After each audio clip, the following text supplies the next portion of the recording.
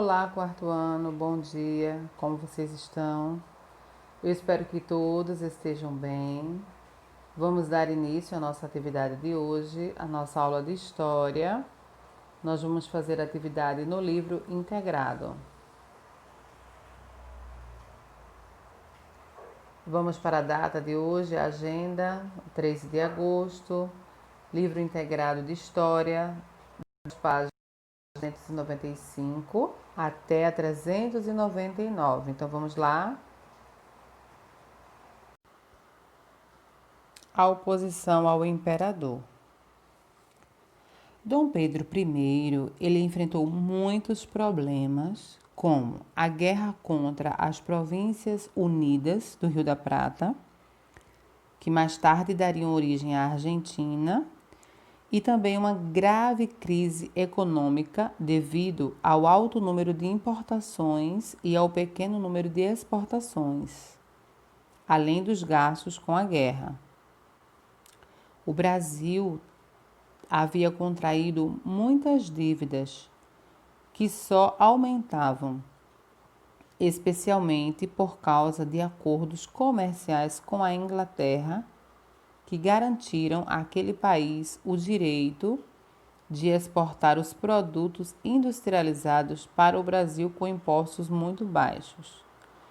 Dom Pedro também enfrentou problemas com jornalistas e políticos que o consideravam muito autoritário e revoltas em algumas províncias, como Bahia, Pará, Maranhão e Piauí, que foram violentamente contidas por suas tropas. A Confederação do Equador. As características centralizadoras da Constituição e o autoritarismo de Dom Pedro I provocaram reações entre os intelectuais de Pernambuco, que aderiram às ideias difundidas na Revolução Pernambucana de 1817. O que eles defendiam? A abolição da escravidão, obediência do imperador e seus governantes à Constituição, oposição à monarquia, defesa da liberdade de imprensa e de expressão, críticas à grande propriedade rural. O estopim para mais uma revolta na região ocorreu em 1824, após a outorga da Constituição. O objetivo do levante era separar Pernambuco do Império Brasileiro. Eles queriam separar Pernambuco.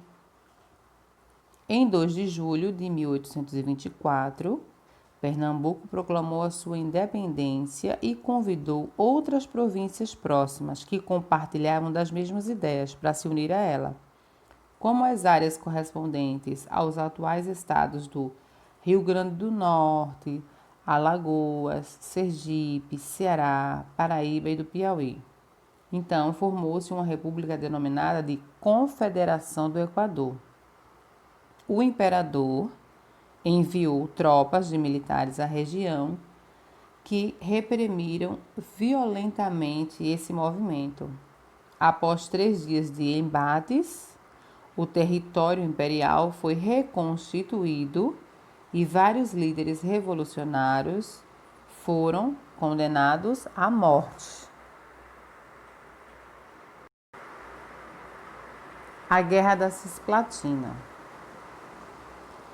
A região do atual Uruguai foi motivo de disputa entre os portugueses e os espanhóis durante anos, porque permitia o acesso à Bacia do Prata, que era uma região formada por vários rios, o que possibilitava navegar por trechos da América do Sul, inclusive com acesso ao interior do Brasil, onde havia a exploração de ouro desde o século XVIII. Em 1820, Dom João VI ele conseguiu anexar essa região, que era chamada de Banda Oriental do Rio Uruguai, ao Brasil, nomeando-a de Província Cisplatina. A província proclamou a sua independência do Brasil 5 anos após a anexação. Em seguida, associou-se à República das Províncias Unidas do Rio do Prata, que é a atual Argentina. Como a região ocupava uma posição econômica estratégica tanto para o Brasil quanto para a Argentina, o Brasil declarou guerra às Províncias Unidas do Rio do Prata. Esse conflito durou 3 anos e chegou ao fim com a intervenção da Grã-Bretanha, que queria a independência da Cisplatina. Por quê? Porque eles queriam facilitar o seu comércio na região. Após a independência, a região passou a ser chamada de República Oriental do Uruguai.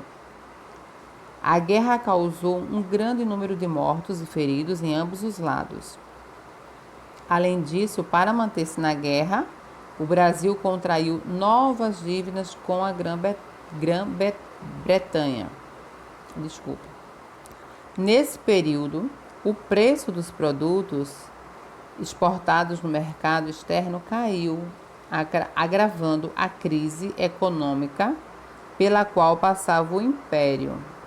Em território nacional, o preço dos alimentos e dos produtos aumentou muito, o que contribuiu para o desgaste da imagem de Dom Pedro I.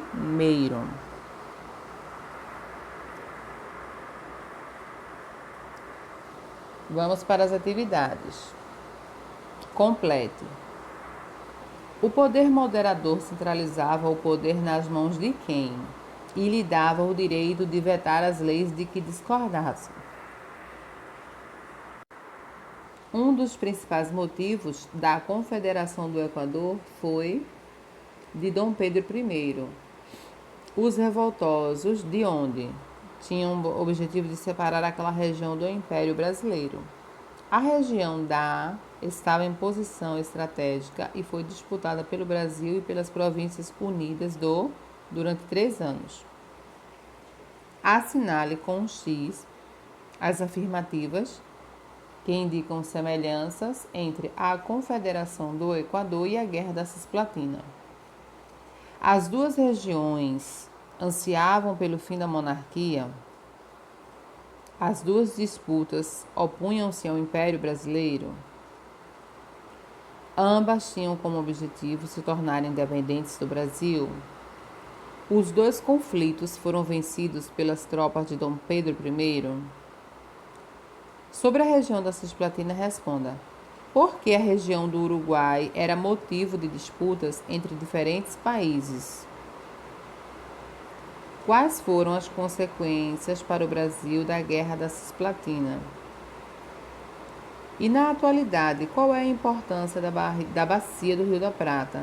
Pesquise para responder.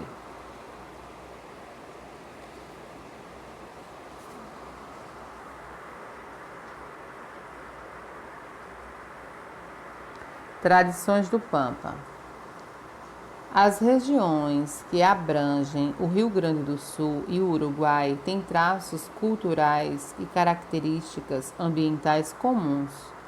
Culturalmente, podemos mencionar o gaúcho, forma popular de nomear os habitantes da região do Pampa.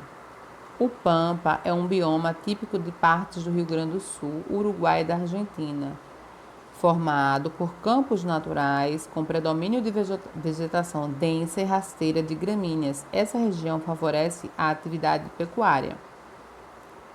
A ocupação de espaços geográficos com características comuns e a prática de atividades produtivas semelhantes favoreceu o desenvolvimento de hábitos comuns aos gaúchos de países diferentes. A criação do gado, por exemplo, deu origem à cultura do consumo de carne, especialmente o churrasco.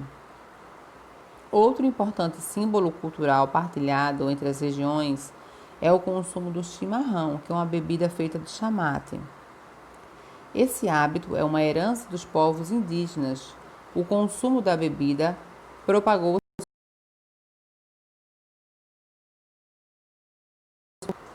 Outra característica comum aos gaúchos, rio-grandenses e uruguaios é o fato de serem descendentes de indígenas europeus e, majoritariamente, os espanhóis. Atividades. É possível dizer que a cultura ultrapassa as fronteiras? Sim ou não? Por quê? Você já experimentou o chimarrão? Em caso de afirmativo, como foi essa experiência?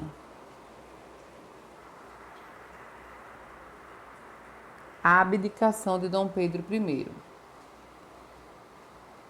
Dom João VI, ele morreu em 1826. Então, com isso, Dom Pedro, que era o herdeiro legítimo, foi convocado pela corte para assumir as suas responsabilidades em Portugal.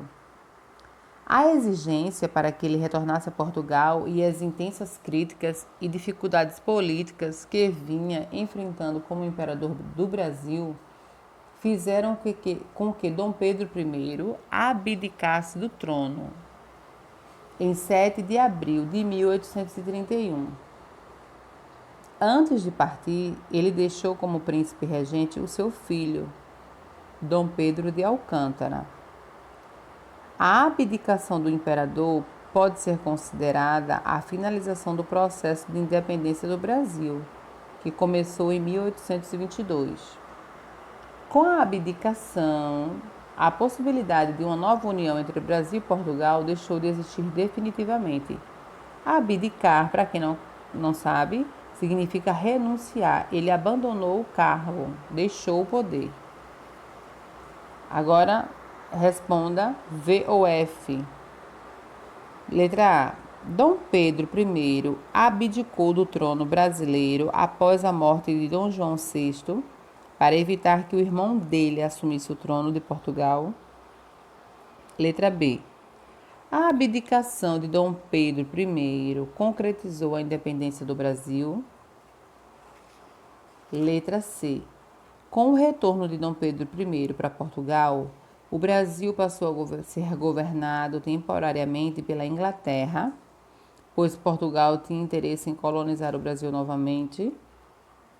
Segundo, explique a situação social e política do Brasil quando Dom Pedro I abdicou, quando ele renunciou. Respondam com bastante atenção. Leiam novamente o texto. Assim que terminarem, envie para a correção. Tenha todos um excelente dia. Beijos e até a próxima.